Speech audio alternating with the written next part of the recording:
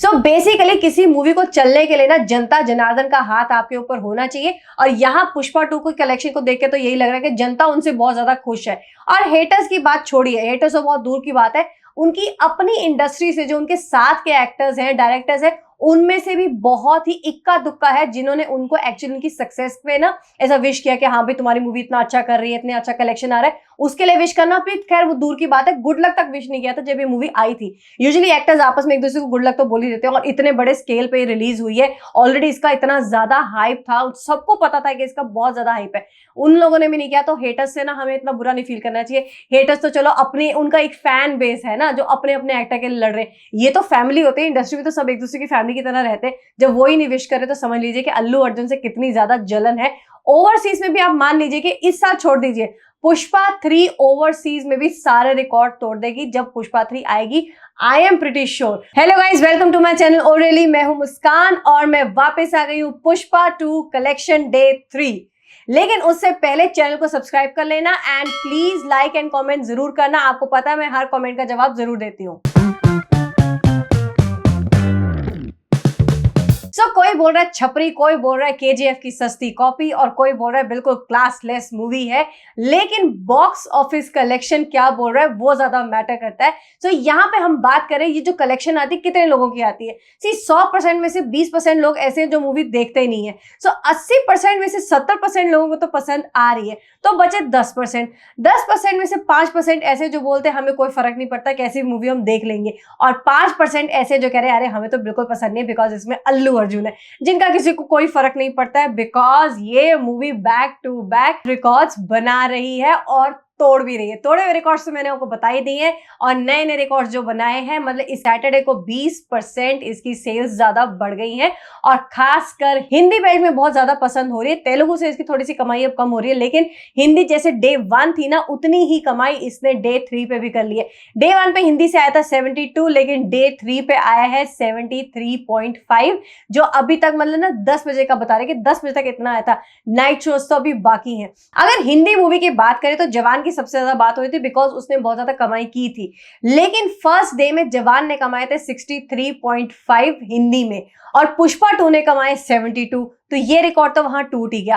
अब आती है थर्ड डे की बात। वो रिलीज हुई थी फ्राइडे में, तो उसका संडे ही पड़ेगा थर्ड डे। पुष्पा 2 रिलीज हुई है थर्सडे में, तो इसका थर्ड डे पड़ता है सैटरडे। सो पता है कि हमें हिंदी में इसने फर्स्ट डे कमाई थी 72 और इसका थर्ड डे आ गया 73, और जवान का था 71.63, तो जवान के रिकॉर्ड इसने तोड़ दिए।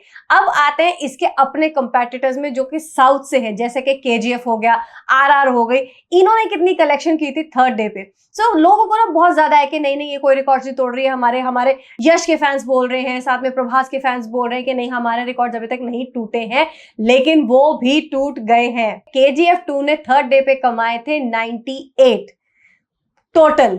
आप सोचिए टोटल उसका नेट था 98 इंडिया से, और बाहुबली 2 का था 118 एंड आरआरआर का था 110। ये सब है इन सब के थर्ड डे के नेट कलेक्शंस। केजीएफ 2, बाहुबली 2 और आरआर 2 का थर्ड डे कलेक्शन इसने तोड़ दिया। उसका रिकॉर्ड भी अपना नया रिकॉर्ड बना लिया है, वो है 120 करोड़ नेट, सिर्फ इंडिया का कलेक्शन। अभी ओवरसीज का बता रहे हैं ऑलमोस्ट 30 के आसपास है, तो आप ये समझ लीजिए कि मतलब नाइट के शोज भी पकड़ लेना तो 170 तो आएगा ही आएगा, 160 170 के बीच में आएगा। आप समझ लीजिए जैसे मैंने अपनी पहली वीडियो में भी कहा था कि 3 दिन में इसका कलेक्शन 650 करोड़ के आसपास हो ही जाएगा। 625 से 650 करोड़ के बीच में तो डेफिनेट है, वो सुबह क्लियर हो जाएगा जैसे ही कि रात के जितने भी शोज हैं उनकी कलेक्शन आ जाएगी। इस मूवी से लोगों का ना बहुत सारे मतलब कॉमेंट्स आ रहे हैं ऐसे कि इससे क्या सीखने को मिलेगा, इसमें ऐसा क्या है, मतलब एक छपरी सा इंसान दिखाया गया है। देखिए जो भी है ना वो तो कलेक्शन ही बोलता है, लोग तो खूब एंजॉय कर रहे हैं।